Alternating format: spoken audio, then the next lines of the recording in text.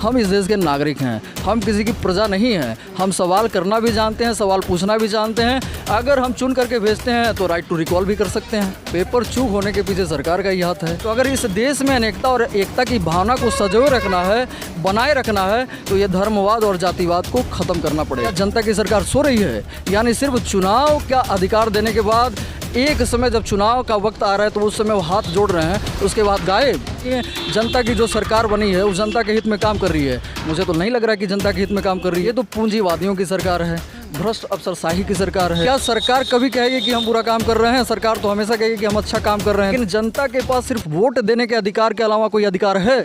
क्या नाम है आपका? मेरा नाम राहुल दुबे है। क्या लगता है दुबे जी कि आखिर जो लगातार बेरोजगारी का या शिक्षकों का भर्ती का जो घोटाला आ रहा है, लाठियाँ खा रहे लखनऊ में, अभी दरोगा की भर्ती का आज कोई पकड़ा गया है, टेट का पेपर लीक हो गया, सरकार कहाँ चूक कर रही है?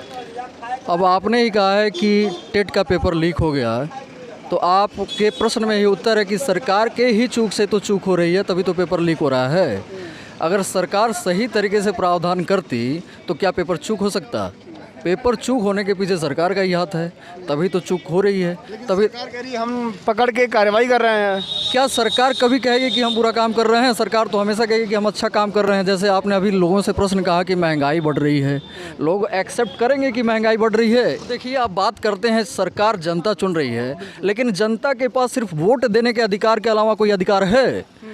कहते हैं कि जनता द्वारा जनता के लिए जनता की सरकार, लेकिन क्या जनता द्वारा जनता के लिए जनता की सरकार चुनी जा रही है? ये तो पूंजीवादियों की सरकार है, भ्रष्ट अफसरशाही की सरकार है। उन राजनेताओं को जो गद्दी पे बैठे हैं उनके अपने क्या कह सकते हैं कि पीढ़ियों को चलाने की सरकार है। जनता की सरकार कहाँ रह गई है? जनता की जेब भरी है। जो सरकार कहती है कि लोकतंत्र में सभी को समान अधिकार दिए जाएंगे, सभी को समान अधिकार मिल रहे हैं? अगला प्रश्न कर लीजिए आप। चाचा को इतना रास्ते का बोलना है पीछे से कि राशन फ्री मिलता, एक समान से मिला था। किसको किसको राशन फ्री मिल रहा है? अगर आप सर्वे करवाएंगे तो कितने लोगों को किस ज़िले में एफसीआई ने, कितने लोगों को एपीएल, कितने लोगों को बीपीएल या कितने लोगों को कितना राशन कार्ड जारी किया है, और उस राशन कार्ड के जरिए कितने प्रतिशत लोगों को राशन सही समय पर मिल रहा है? और अगर राशन मिल भी रहा है तो राशन वितरण करने के पीछे जो कानून बनाया गया तो उसमें ये कहा गया था कि जो गरीब लोग हैं उन गरीबों को भूखमरी का सामना न करना पड़े।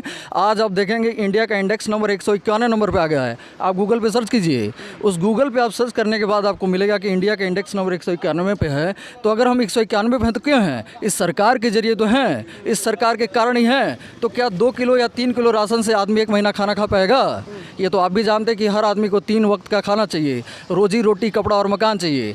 आप अगर सामान लेने जाते हैं इस दुकान पे, आप जो चाय पी रहे थे 2 रुपये का, वो चाय आप पीते हैं 5 रुपये और 10 रुपये का मिलता है आपको कहीं 2 रुपये का चाय। आप पेट्रोल की बात आप करते हैं तो पेट्रोल कई राज्यों में 125 130 चली गई है। अगर आप उत्तर प्रदेश की बात करते हैं तो 95 रुपये कुछ पैसे है, पेट्रोल सस्ता है। डीजल का दाम अगर देखें तो डीजल की महंगाई बढ़ गई है। अगर आप सिलेंडरों की दाम में देखें तो सिलेंडर आज 1000 रुपये के प्रति प्राइस पे पहुंच गया है। तो आप कैसे कहेंगे कि सरकार ने लोगों के लिए, जनता के लिए, जनता की जो सरकार बनी है वो जनता के हित में काम कर रही है? मुझे तो नहीं लग रहा है कि जनता के हित में काम कर रही है। तो कहाँ है वो जनता की सरकार? क्या जनता की सरकार सो रही है? यानी सिर्फ चुनाव का अधिकार देने के बाद एक समय जब चुनाव का वक्त आ रहा है तो उस समय वो हाथ जोड़ रहे हैं, उसके बाद गायब।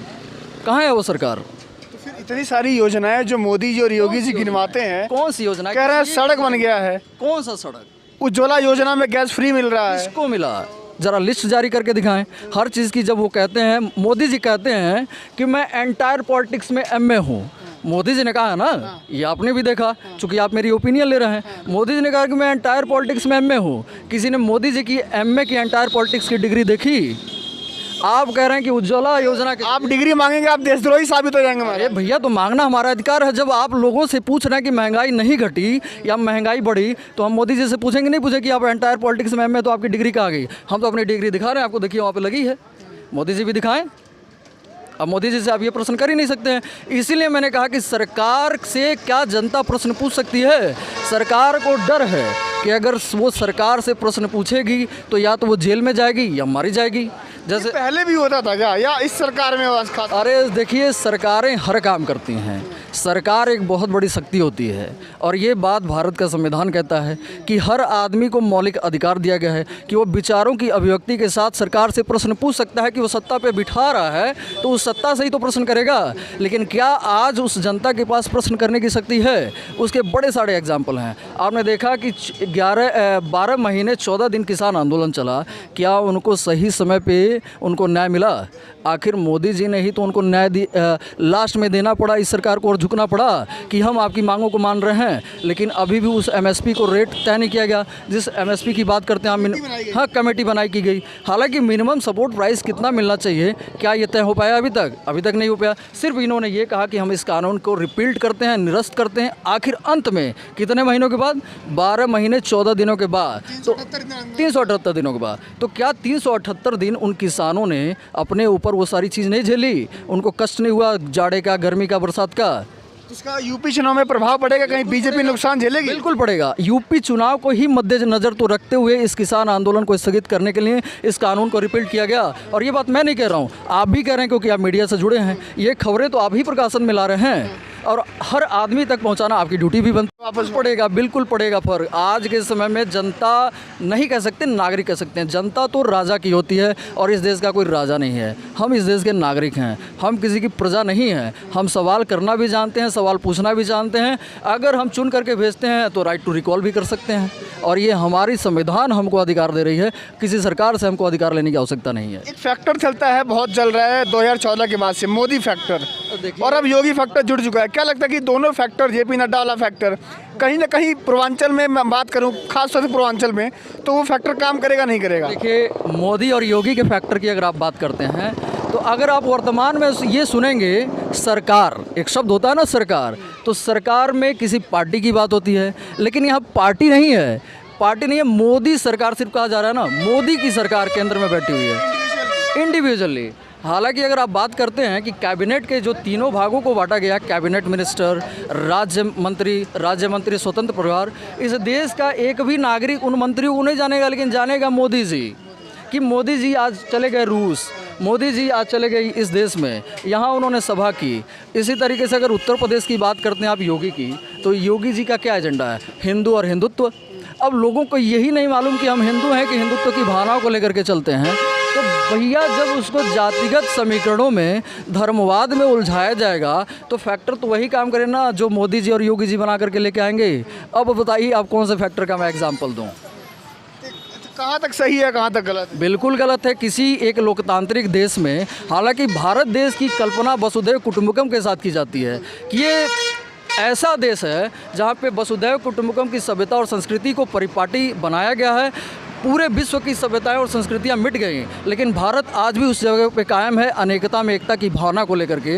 तो अगर इस देश में अनेकता और एकता की भावना को सजोए रखना है, बनाए रखना है, तो ये धर्मवाद और जातिवाद को ख़त्म करना पड़ेगा और ये फैक्टर कभी काम नहीं करेगा। जिस भारत पर मुगलों ने राज किया, अंग्रेज़ों ने राज किया, बहुत दशकों तक राज किया गया, फिर भी जो भारत की अपनी संस्कृति थी, अपनी धरोहर थी, उसको मिटा नहीं पाए। जो अपनी इन्होंने बात की सर ने कि वसुधैव कुटुंबकम, अनेकता में एकता वाली जो शक्ति थी, जो पकड़ थी, वो अटूट रही, मजबूत रही। लेकिन अगर उसी देश में अगर किसी एक विचारधारा को लेकर के कोई सरकार चलती है, मैं नाम नहीं लूँगा लेकिन आपको पता लग गया होगा, तो कहीं ना कहीं वो गलत है। क्योंकि संविधान हमारा कहता है कि धर्मनिरपेक्ष राज्य, किसी भी धर्म, एक धर्म को नहीं मान्यता दी जाएगी सभी धर्मों के अलावा। तो देखना ये होगा कि यूपी के चुनाव में जो लगातार मंदिर, मस्जिद, कभी मथुरा, कभी अयोध्या, कभी बनारस, कभी काशी, जो मुद्दा लगातार छेड़ा जा रहा है, उसके पीछे कहीं ना कहीं जो विकास शब्द है, विकास जो जनता के लिए होना चाहिए, नागरिक के लिए होना चाहिए, कहीं पीछे ना रह जाए। क्योंकि असली मुद्दा वही है कि जनता को जो बेसिक बुनियादी शिक्षा है, स्कूल है, पढ़ाई है, स्वास्थ्य सुविधाएँ हैं, वो मिलनी चाहिए। लेकिन देखना यही होगा कि क्या जनता यूपी की इन मुद्दों पर अपना वोट बैंक, अपना जो वोट के मत का अधिकार है, वो प्रयोग करती है, या कहीं ना कहीं वो भी इन्हीं उलझनों में उलझ करके अपना बहुमूल्य बेशकीमती वोट बर्बाद करती है।